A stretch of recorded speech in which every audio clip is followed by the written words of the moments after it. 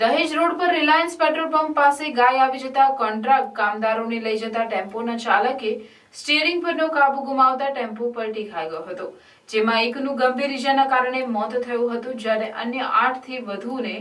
નાની મોટી ઈજા થઈ હતી।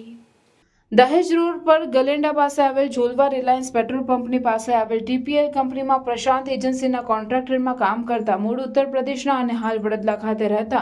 નૂર આલમ રાજ અન્ય 8 કામદારો સાથે નોકરી કરી રાત્રે ટેમ્પોમાં સુપરવાઇઝર શિવસિંહ સાથે પરત ફરી રહ્યા હતા। તે દરમિયાન જોલવા રિલાયન્સ પેટ્રોલ પંપ પાસે રોડ પર ગાય આવી જતા ટેમ્પો ચાલક આશિષ શર્માએ સ્ટીયરિંગ પરનો કાબુ ગુમાવી દેતા ટેમ્પો પલટી ખાઈ ગયો હતો, જેમાં ટેમ્પોમાં બેઠેલા તમામને નાની મોટી ઈજાઓ થઈ હતી, જેઓને સારવાર માટે નજીકની ટ્રોમા સેન્ટરમાં લઈ જવામાં આવ્યા હતા, જ્યાં બેહોશીની હાલતમાં ગંભીર ઈજા પામેલ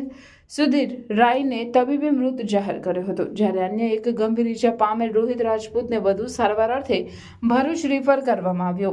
અકસ્માત અંગે નૂર આલમે દહેજ પોલીસ મથકે ટેમ્પો ચાલક વિરુદ્ધ ફરિયાદ નોંધાવતા પોલીસે તપાસના ચક્ર ગતિમાન કર્યા છે। અત્રે વાતનો ઉલ્લેખ કરવો રહ્યો કે દહેજ સહિતના ઔદ્યોગિક વિસ્તારોમાં શ્રમજીવીઓ અને કોન્ટ્રાક્ટરો દ્વારા ટેમ્પો, ટ્રેક્ટર જેવા વાહનોમાં ગેરકાયદેસર લાવવા લઈ જવામાં આવે છે, તેમાં આવા અકસ્માતો સર્જાતા રહે છે,